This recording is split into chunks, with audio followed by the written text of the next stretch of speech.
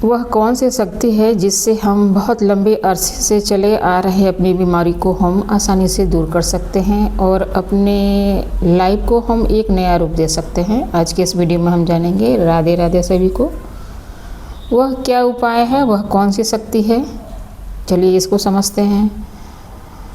पहले एक हम आपको घटना बताते हैं। सत्य घटना है ये, जिससे आपको ये लगेगा ये तो हमारे जीवन का ही एक हिस्सा है।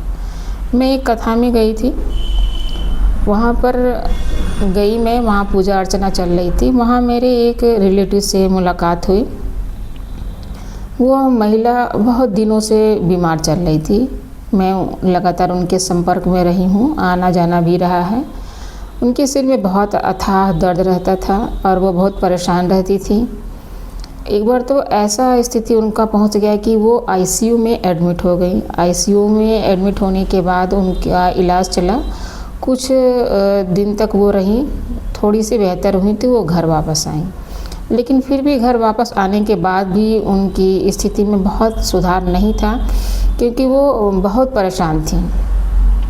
उनकी मानसिक स्थिति भी ऐसा नहीं कि वो मतलब मेंटल वैसा पागल थी, ऐसा नहीं, लेकिन वो मानसिक स्थिति से बिल्कुल स्वस्थ नहीं थी। बात बात पे तुनक जाना, बात बात पे परेशान होना, ऐसी उनकी स्थिति बनी हुई थी। दवा खाने के बाद भी डिप्रेशन की कितनी गोलियां उनकी चलती थी। उनको कहीं भी कोई भी फ़ायदा नहीं हो रहा था। उनके फैमिली वाले भी बहुत परेशान थे, हालांकि उनकी कंबाइंड फैमिली थी। तो अब क्या करें, लोग पीजीआई तक दवा करा के वापस आ चुके थे। कुछ दिन सही रहती, फिर वैसे ही उनकी हालत हो जाती। तो उनकी देवरानी थी, उनकी श्रद्धा पूजा अर्चना में ज़्यादा थी। वो एक बार नीम करौली बाबा के दरबार गई। देखिए मित्रों, यहाँ पर मेरे बताने का मतलब ये नहीं कि नीम करौली बाबा ही, ये किसी भी ईश्वर में हमारी अटूट आस्था होनी चाहिए। हम जिस ईश्वर को भी मानते हैं वहाँ हमारा अटूट विश्वास होना चाहिए, तभी ये सारी चीज़ें हमारे ऊपर काम कर सकती हैं। तो वो नीम करौली बाबा के दरबार में गई, जो कानपुर में स्थित है। वहाँ पर वो गई, वो बाबा से मिली। वहाँ पर उन्होंने अपनी बात रखी।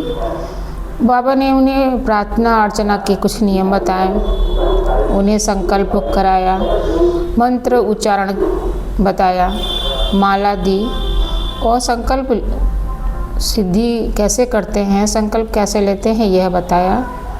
उन्होंने बाबा जी को जब सारी बातें बताई तो उन्होंने साफ बोला कि आपके अंदर बहुत निगेटिव एनर्जी भरी हुई है, पहले आप अपने अंदर निगेटिव एनर्जी को निकालिए।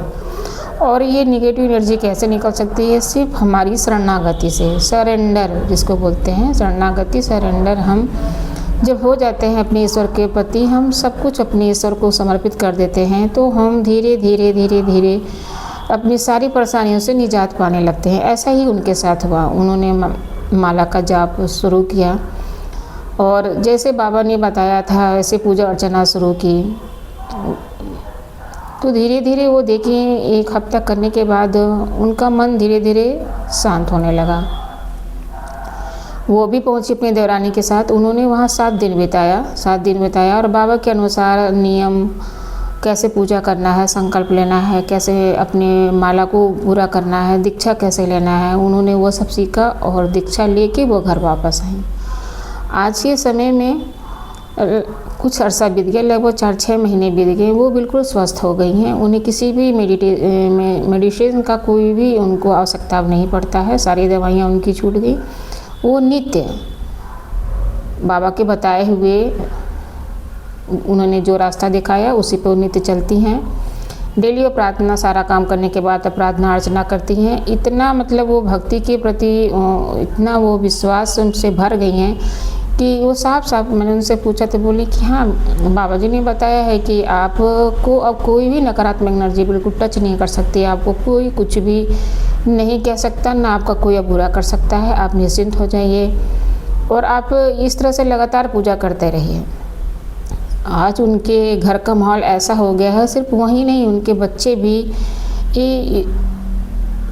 प्रार्थना तो इतने अच्छे से करते हैं, आरती इतने कंबाइंड होकर लोग करते हैं एक साथ कि ईश्वर में स्वर मिला के करते हैं कि आप अगर उनके आरती के समय पहुंच जाइए तो आपका मन बिल्कुल प्रसन्न हो जाएगा कि हाँ, कितना अच्छा माहौल इन्होंने बना लिया, कितना पॉजिटिव माहौल घर का बना लिया।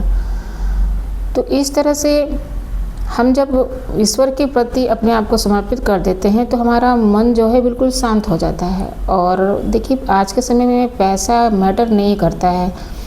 बहुत हमारे पास पैसा है, मन में सुकून नहीं है, मन में शांति नहीं है, तो सारे पैसे बेकार हैं। आप कहीं ना कहीं कमी ढूंढ के खूंदती रहेंगी, परेशान होती रहेंगी। आप परेशान रहेंगे तो लोग भी परेशान रहेंगे। तो पैसा मैटर नहीं करता, मैटर करता है हमारे मन की शांति। और हमारे मन की शांति सिर्फ ईश्वर के प्रति समर्पण होके ही मिल सकती है।